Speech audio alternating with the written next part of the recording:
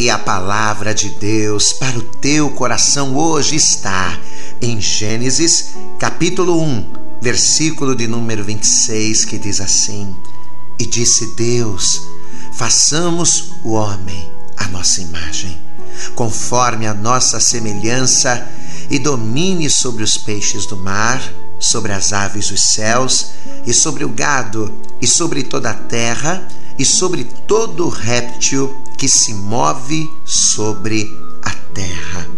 Preste atenção. Apesar de Deus, ao restaurar a terra sem forma e vazia, ter dado uma aula de organização, planejamento e arquitetura para a humanidade, todos os esforços de Deus em restaurar a terra, todos os esforços de Deus em preparar todas as coisas foram com uma só intenção: a de formar um lugar para o homem. Cada ordem que Deus deu para que houvesse, haja luz, haja separação, haja expansão, cada coisa formada e constituída foi feita na intenção única de preparar um lugar para a maior de todas as criações que Deus estava por fazer, que era o ser humano. E aí talvez você pergunte: mas por que tanto zelo para o homem? Por que tanto cuidado de Deus em preparar todas as coisas para o homem? Porque, como reflexo da criação, Deus, ao formar todas as coisas, ele até seria glorificado por ser o arquiteto, o restituidor, mas a grande glória seria o homem. O ápice da genialidade de Deus na criação seria demonstrado através do homem. E por quê? É simples. Porque o homem não seria só mais uma dentre as criações de Deus, não. O homem seria especial. O Adão, ele teria algo único.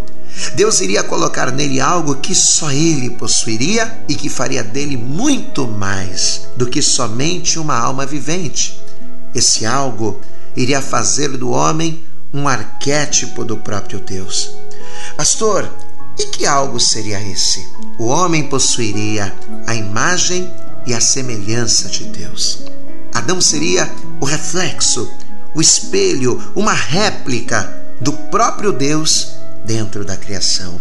E justamente por essa imagem e semelhança que diferenciaria e daria ao Adão superioridade entre todas as criaturas, é que Deus não só vai pô-lo no centro do seu reino, que era o jardim, mas Deus também vai dar ao Adão uma missão. E que missão vai ser essa?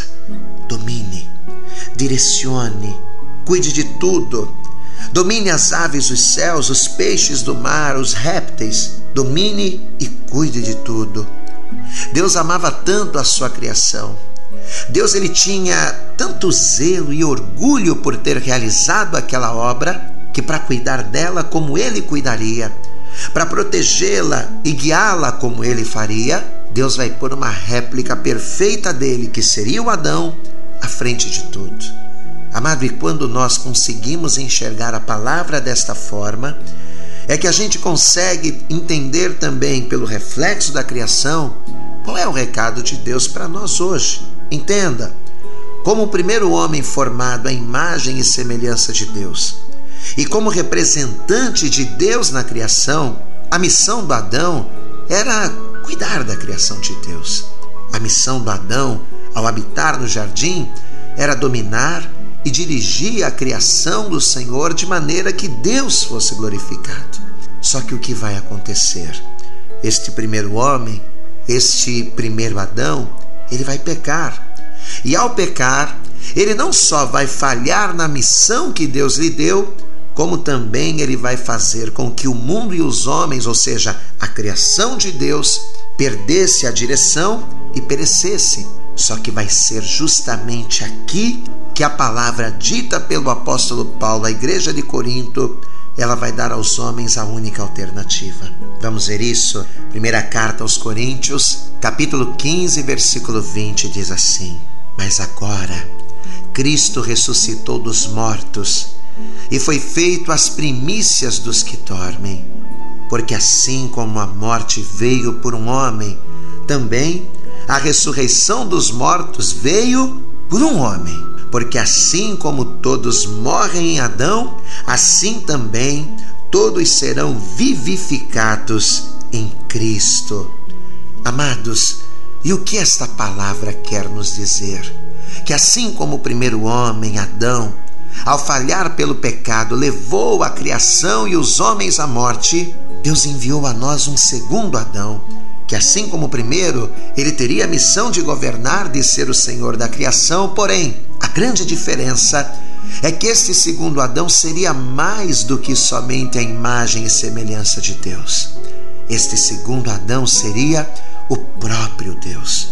Amado, entenda, assim como a criação, para glorificar a Deus, necessitaria ser dirigida por um enviado de Deus, cada um de nós, para glorificarmos a Deus, para alegrarmos o coração de Deus nesta vida, não podemos ser dirigidos por nós mesmos, não podemos ser dominados pelo primeiro Adão que existe em nós, não, porque caso contrário, a tendência é o fracasso, a tendência é o pecado e a queda. Quando Deus disse lá no início ao primeiro Adão, domine, o que Deus, através do reflexo da criação, ele quis nos mostrar? Deus, ele quis nos mostrar que assim como no início, o homem, para ser uma criação que glorifique a Deus, ele precisa ser dominado. Ele precisa ser dirigido pelo único que é igual a Deus, mas não o homem, que mesmo sendo a imagem de Deus, cedeu ao pecado, não. Mas ele precisa ser dirigido por Jesus Cristo, que mesmo tendo a forma de homem, mesmo parecendo-se com Adão, ele era o próprio Deus. Carta aos Romanos, capítulo 5, verso 19, diz assim: porque como pela desobediência de um só homem muitos foram feitos pecadores, assim, pela obediência de um, muitos serão feitos justos. Veio, porém, a lei para que a ofensa abundasse, mas onde o pecado abundou, superabundou a graça, para que assim como o pecado reinou na morte, também a graça reinasse pela justiça para a vida eterna, por Cristo Jesus, o nosso Senhor. O que Deus, através desta última postagem, ele quer dizer para você?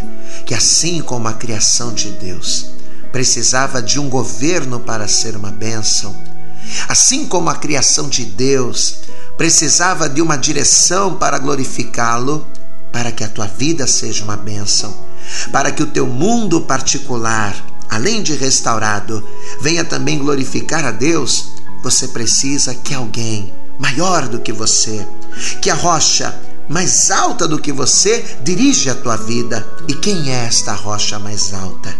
Quem é este alguém que, quando está no centro e no controle da nossa vida, faz com que sejamos mais do que vencedores? Não é você com as tuas ideias, não é o primeiro Adão que, mesmo sendo a semelhança, pecou, não, mas este alguém chama-se Jesus Cristo, o Filho de Deus, o segundo Adão, o Todo-Poderoso.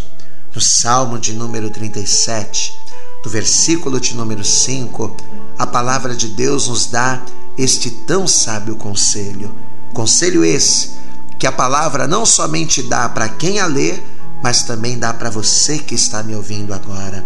Salmo 37, versículo 5 diz assim: entrega o teu caminho ao Senhor, confia nele e ele tudo fará. Você quer que o teu mundo particular seja restaurado, seja abençoado e glorifique a Deus? Você quer que a tua vida venha ser uma árvore frutífera, que venha produzir frutos para a glória do Senhor? Então faça o que esta palavra diz. Entregue a direção e o domínio da tua vida ao Senhor e confie nele, porque fazendo isso com toda certeza, todo mais que você precisa, todo mais que você necessita, ele com certeza o fará.